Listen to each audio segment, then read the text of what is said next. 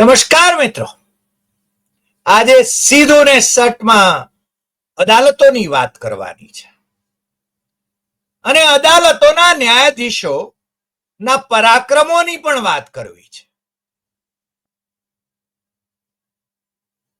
તમને ખબર છે કે દિલ્હી હાઈકોર્ટના ન્યાયાધીશના ઘરેથી જે નોટોના બંડલો મળ્યા એના પછી એમની તપાસ શરૂ થઈ છે. એમને અલ્હાબાદ હાઈકોર્ટ ટ્રાન્સફર કરાયા છે કારણ કે એમની મૂળ હાઈકોર્ટ એ છે અને ત્યાં પણ વકીલોએ હડતાલ પાડી છે. ત્યાંના બાર એસોસિએશનના પ્રેસિડેન્ટ તિવારીએ તો એમ કહ્યું હતું કે અલ્હાબાદ હાઈકોર્ટ કઈ કચરા ટોપલી નથી કે ગમે તે લોકોને અહીંયા તમે ઠપકારી દો.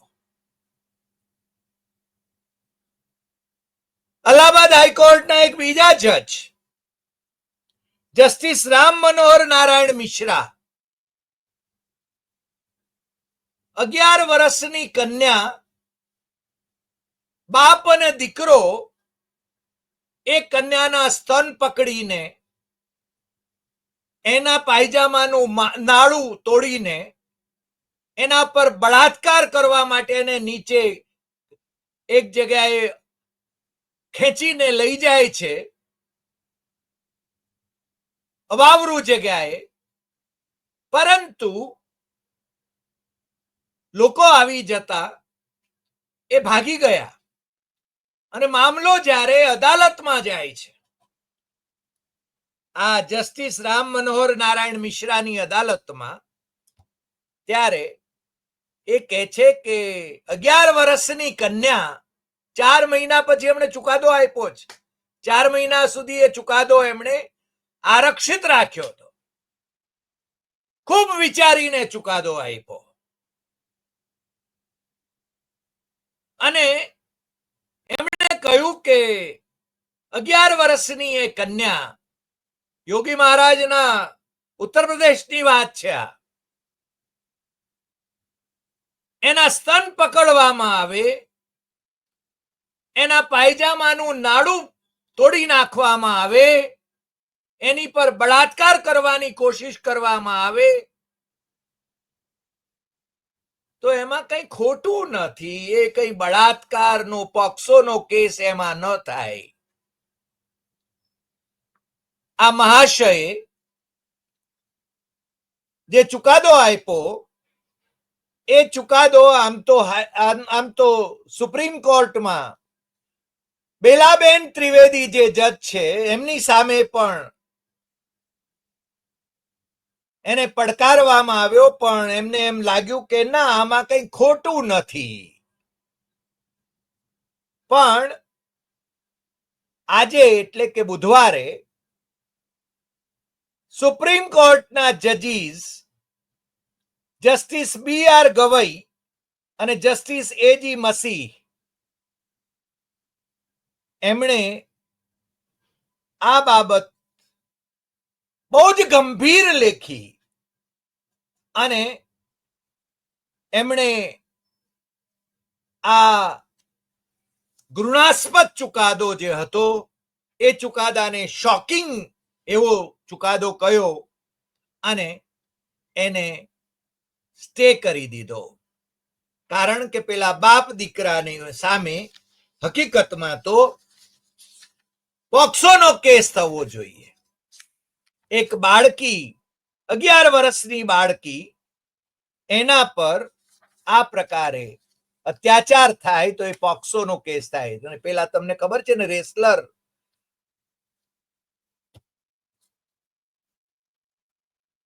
રેસલર સાથે, કન્યાઓ સાથે જે વ્યવહાર થયો હતો ભારતીય જનતા પાર્ટીના સાંસદ થકી, એમને પણ જે રીતે જવા દીધા. દિલ્હીની વાત ખબર છે ને તમને, કારણ કે ભારતીય જનતા પાર્ટીના સાંસદ હતા. કારણ કે આ લોકો યુપીમાં યોગી આદિત્યનાથની સરકાર નો ન્યાય કેવો છે એ આપણને જોવા મળે છે.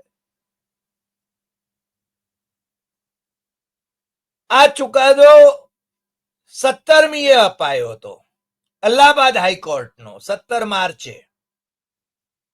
અને જસ્ટિસ બેલા ત્રિવેદી અને જસ્ટિસ પ્રસન્ના વૈરાળે એમની અદાલતમાં 24 માર્ચ ના પીઆઈએલ કરવામાં આવી અલ્હાબાદના ચુકાદાની સામે, પરંતુ એમણે એને નકારી કાઢી હતી.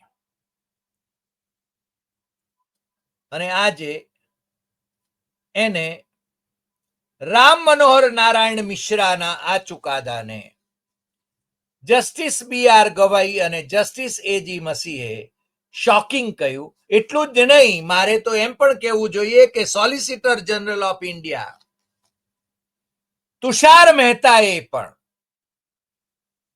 આ બાબતને બહુ જ ગંભીર લેખી, શોકિંગ લેખી, અને માનનીય ન્યાયાધીશોએ જે મત વ્યક્ત કર્યો એ જ મત સાથે એમણે પણ પોતે સંમતિ દર્શાવી.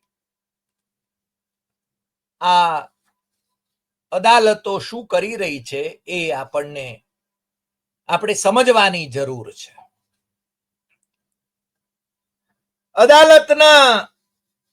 દિલ્હી અદાલતના ન્યાયાધીશ યશવંત વર્મા, એમના કરતૂત એ તમે જોયા. એમના ઘરમાં કે છે કે આઉટ હાઉસમાં પોલીસ બંદોબસ્ત હતો ને પોતે બહાર ગયેલા હતા. એમની દીકરી અને બીજા પરિવારજનો ઘરે હતા, પરંતુ કરોડો રૂપિયા ત્યાં આગળ કોઈ મૂકી ગયું કે છે. મને તો ખબર જ નથી, મારે એની સાથે કોઈ સંબંધ જ નથી. કરોડો રૂપિયા મૂકી ગયું. ન્યાયાધીશોમાં વિશ્વાસ કેમ ટકી રહે એ મહત્વનું છે, કારણ કે રાજનેતાઓએ તો એમનો વિશ્વાસ ખોઈ બેઠા છે બધા. છેલ્લી આશા જે હતી એ અદાલતો, પણ અદાલતોમાં પણ, હાઈકોર્ટોમાં અને સુપ્રીમ કોર્ટમાં જો આ ચાલી રહ્યું હોય, અને એક જસ્ટિસ રામાસ્વામી સુપ્રીમ કોર્ટના જે જજ હતા, એમનો દાખલો લઈને ચીફ જસ્ટિસ સંજીવ ખન્નાએ આ ન્યાયાધીશ પાસેથી કામ લઈ લીધું. પહેલા તો એવું કહ્યું કે એવા સમાચાર આવ્યા કે એમને અલ્હાબાદ હાઈકોર્ટ, જે એમની મૂળ અદાલત છે, ત્યાં આગળ ટ્રાન્સફર કરી દેવામાં આવ્યા. પછી કે ના, એમને આ બધા ખોટા સમાચારો છે. વળી પાછો સમાચાર આવ્યા કે હા, એમને ટ્રાન્સફર કરી દીધા. ત્યાં આગળ વકીલોએ વિરોધ કર્યો. મને લાગે છે કે અદાલતોમાં પણ કેટલો સડો છે એ આપણે બધા જાણીએ છીએ, પણ કન્ટેમ્પ્ટ ઓફ કોર્ટનો ની જે પ્રોવિઝન છે, અથવા તો અદાલતના, એટલે કે જે હાઈકોર્ટના કે સુપ્રીમ કોર્ટના જજીસને ઘર ભેગા કરવાના હોય ત્યારે ઇમ્પીચ કરવા પડે, એમની સામે જે અભિયોગ ની કાર્યવાહી કરવી પડે, સંસદ એ નક્કી કરે અને એમને ઘર ભેગા કરાય, પણ એ જરા લાંબી પ્રક્રિયા છે. હકીકતમાં તો યશવંત વર્મા એમણે રાજીનામું આપી દેવું જોઈએ. અને કોણ મૂકી ગયું હતું નાણાં, અથવા કોના નાણાં હતા? એમના નહોતા તો કોના હતા? એ તો ત્યાં સુરક્ષા કર્મચારીઓ જે હાજર હતા એમણે સ્પષ્ટતા કરવી પડે. એમના ઘરમાં કોઈ આવીને કરોડો રૂપિયા મૂકી ગયું અને એમને ખબર નથી. વાહ ભાઈ વાહ, વાહ ભાઈ વાહ.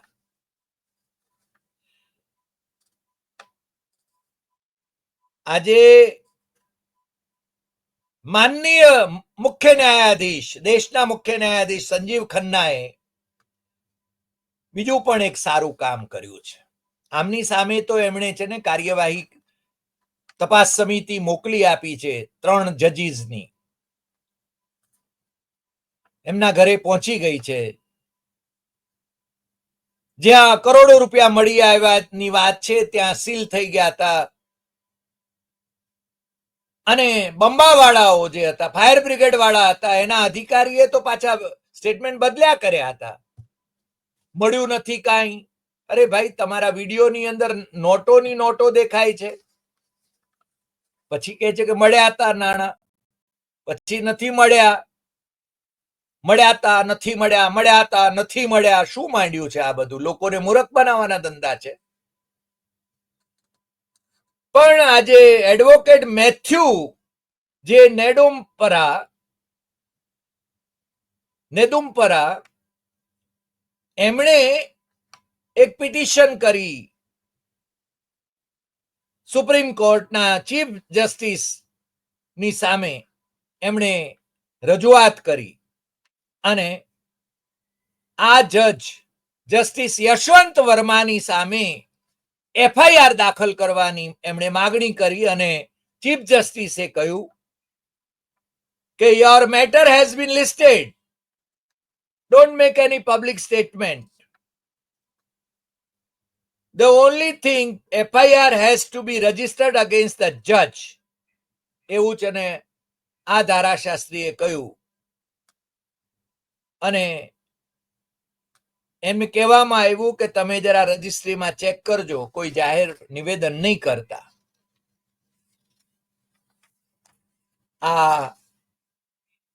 આપણને તો આનંદ થયો કે કમસે કમ સંજીવ ખન્નાએ આ પિટિશન એફઆઈઆર એમના દિલ્હી હાઈકોર્ટના મહાન ન્યાયાધીશની સામે કરવાની એમણે પ્રથમદર્શી તૈયારી તો રાખી છે. પણ એની અંદર એક બીજા કો પિટિશનર પણ હતા.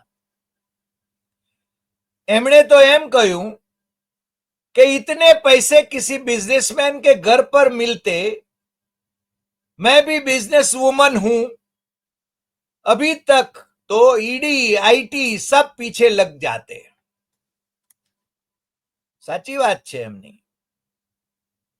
કે આટલા નાણાં જો મળ્યા હોત તો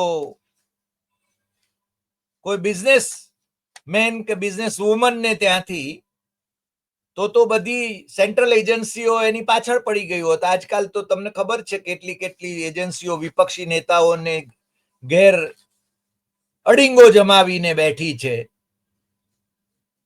એમના કર્મો એવા હોય તો બરાબર છે, પણ માત્ર વિપક્ષના નેતાઓના જ કર્મો બરાબર છે એવા છે કે અશોક ચૌહાણનું નામ પણ પેલા વ્હાઇટ પેપરમાં આવે અને પણ એ ભારતીય જનતા પાર્ટીમાં જોડાઈ જાય તો એ ભારતીય જનતા પાર્ટીના મેમ્બર ઓફ પાર્લામેન્ટ થઈ જાય અને એમની દીકરી પાછી એમએલએ થઈ જાય. દૂધે ધોયેલા થઈ ગયા.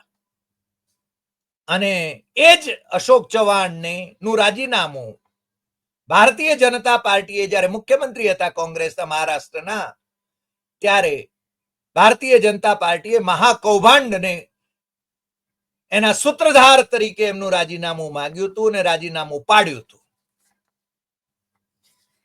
આજે વધુ એક વાત પણ સત્તાવાર રીતે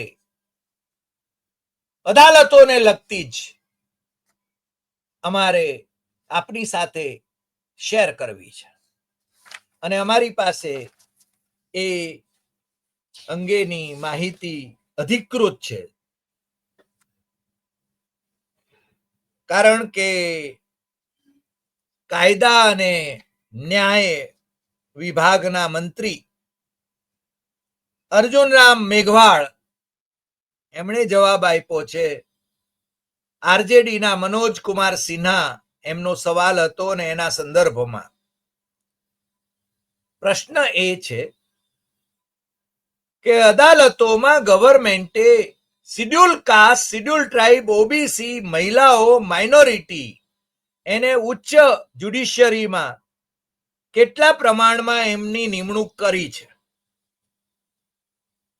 હવે એનો રસપ્રદ જવાબ આવ્યો છે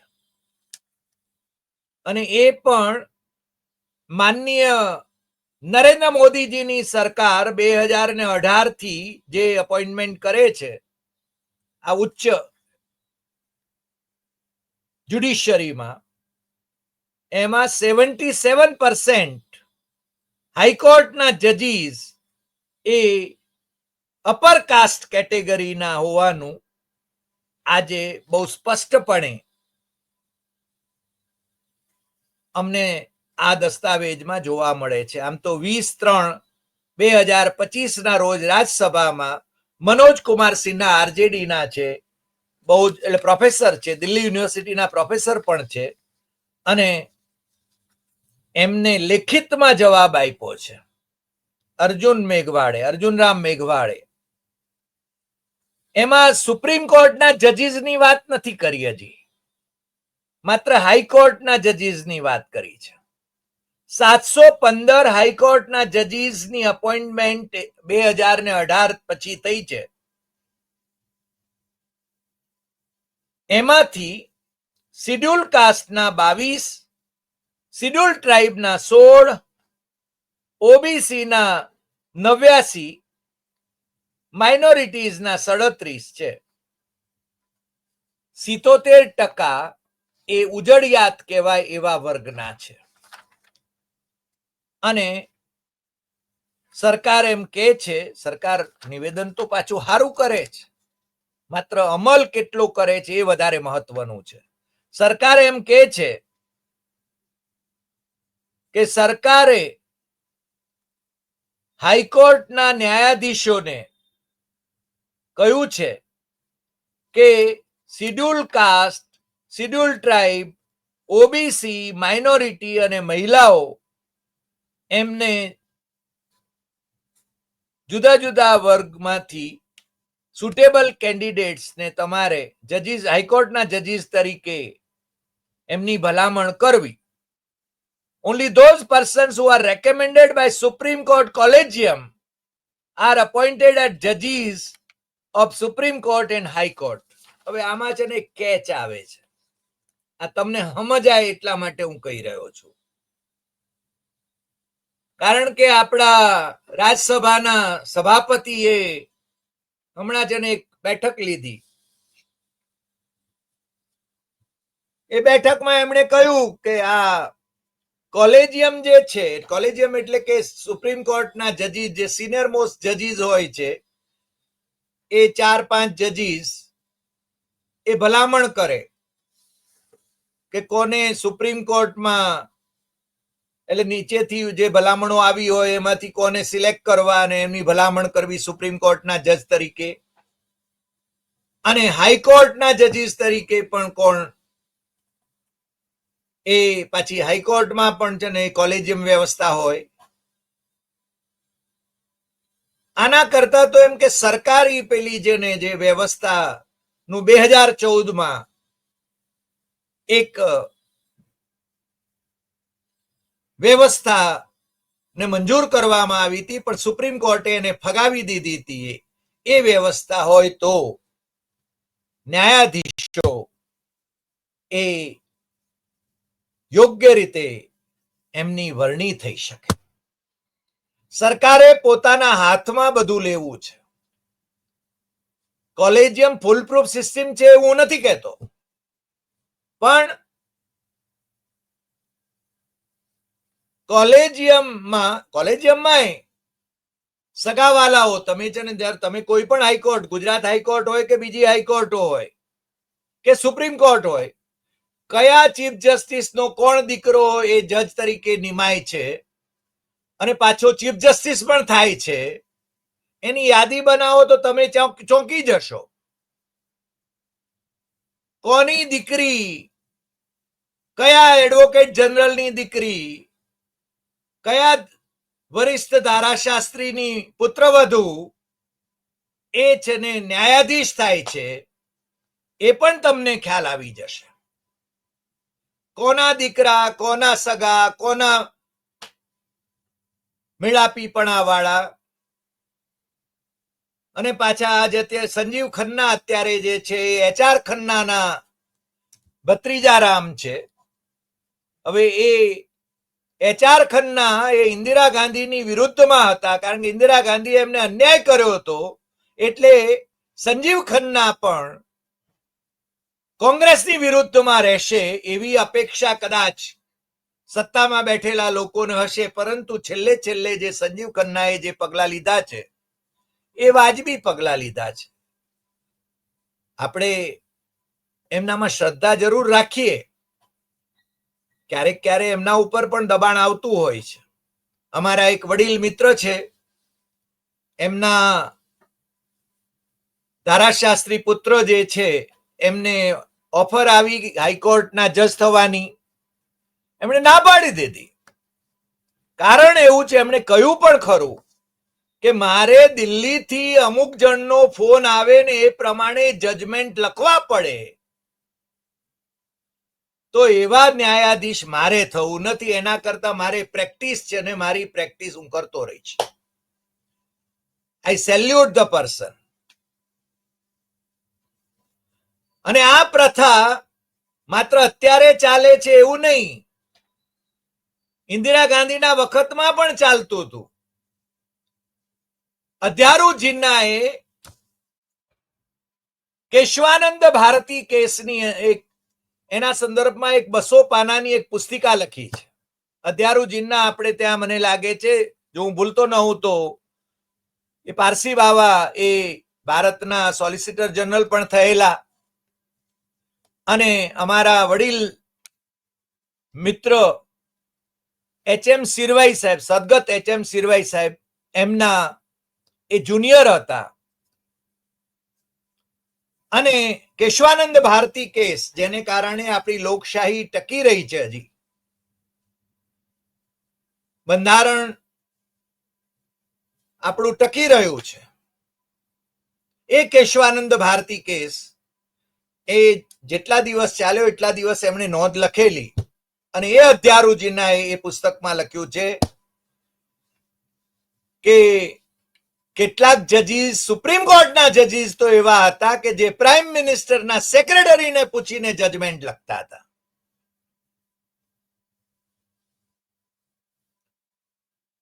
આજે અપવાદ નથી, ન હોઈ શકે, અને છતાં આપણે અપેક્ષા એવી કરીએ છીએ કે જ્યુડિશિયરી સારી રીતે ચાલે, ઇન્ડિપેન્ડન્ટ રહે, પ્રાઇમ મિનિસ્ટરને પોતાની ગેર આરતી કરવા માટે તેડાવે નહીં, અને નિવૃત્ત થયા પછી રાજ્યસભામાં જવાનું એ પછી આર.એસ. પાઠક હોય કે ગોગોઈ હોય એ છે ને સ્વીકારે નહીં, અને સ્વાભિમાનપૂર્વક નિવૃત્તિમાં પ્રવૃત્ત રહે, એવી આપણે અપેક્ષા કરીએ છીએ.